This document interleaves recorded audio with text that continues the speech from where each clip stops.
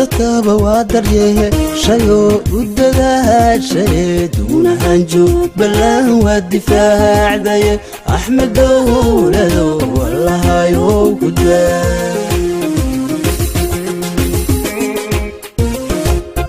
dalkayo dadkaba waa daryeeye shayo u dadaashaye duunahan shacabka reer jubbaland waxaan maraynaa qalin doorashadannada waxay u dhacday xor iyo xalaal waxaa ku nool magaalada Kismaayo 150 qabiil oo aan qabiil lahayn qaran kaliya waxaan ugu baaqayaa beesha caalamka inay faragelinta lagu hayo Jubbaland il gaar ah u yeelato waxaan ugu baaqayaa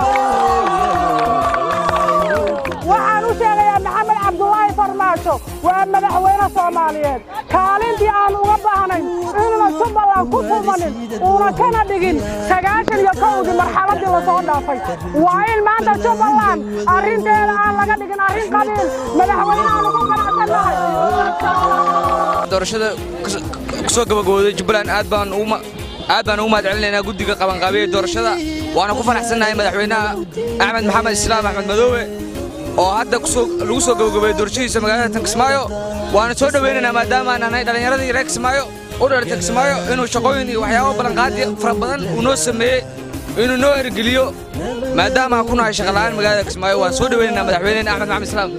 doorashadiisii saddexaad baan u taaganahay waxaan daalaa dhacnabo waxaan fikirnaa murugano maanta ay guusha aan gaarnay alxamdulillah rabbil caalamiin ساق يا حلال بيكون علي دورشة واتاجر تناي وعنوا أمبلينا مدحوينا أحمد إسلام أحمد مدوبة أنا وقارهان راتب بلان هذا هاي نبض يا نبض وان الله الحمد لله رب العالمين وحلينا أحمد محمد إسلام هجروا هجوجو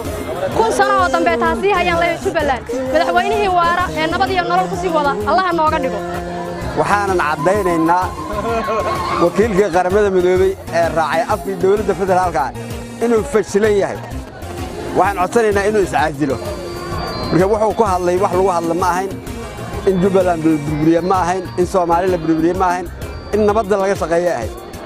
maadaama uu raacay warqadiisa ay raacday warqadii uu soo saaray qaramada midoobay waxaan codsanaynaa madaxweynaha dawladda federaalka wakiilka qaramada midoobay dhammaantood inay iscaajilaan waxaan leeyahay shacabka reer Jubbaland meel kasta ay joogaan hambalyo waxaan leeyahay madaxweynaha Axmed Maxamed Islaam waxaan ugu hambaleynayaa